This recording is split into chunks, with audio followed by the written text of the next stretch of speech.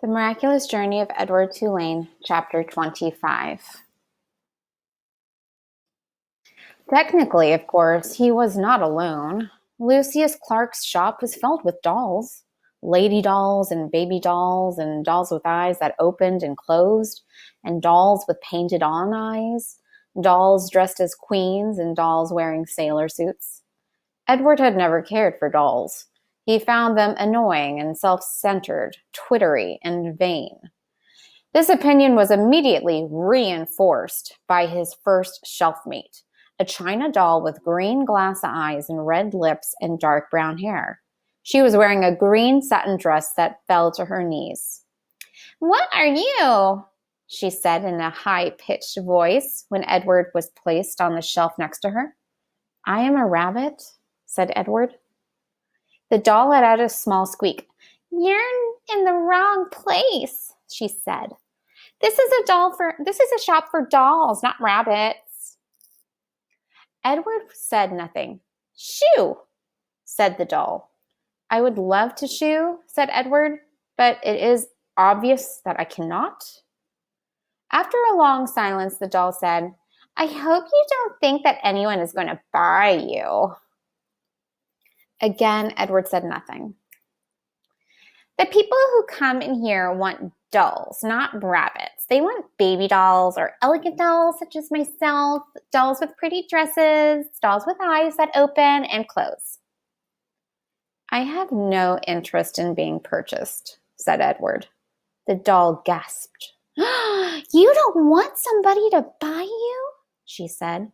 "You don't want to be owned by a little girl who loves you?"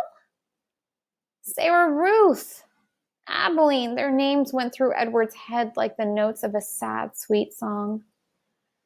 "I have already been loved," said Edward. "I have been loved by a girl named Abilene. I have been loved by a fisherman and his wife, and a hobo and his dog. I have been loved by a boy who played the harmonica and by a girl who died.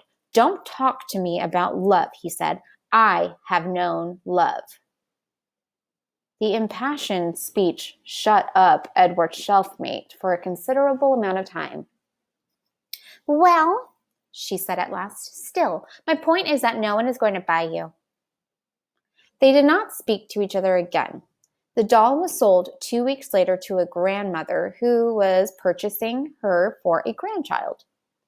"Yes," she said to Lucius Clark. "Right, that one right there. The one with the green dress. She is quite lovely." "Yes," said Lucius. "She is, isn't she?" And he plucked the doll from the shelf. Goodbye and good riddance, thought Edward. The spot next to the rabbit stayed vacant for some time. Day after day, the door to the shop opened and closed, letting in early morning sun or late afternoon light, lifting the hearts of the dolls inside, all of them thinking when the door swung wide that this time, the person entering the shop would be the one who wanted them. Edward was the lone contrarian. He prided himself on not hoping, on not allowing his heart to lift inside him. He prided himself on keeping his heart silent, immobile, closed tight. "I am done with hope," thought Edward Tulane. And then one day at dusk, right before he closed the shop, Lucius Clark placed another doll on the shelf next to Edward. And that is the end of the chapter.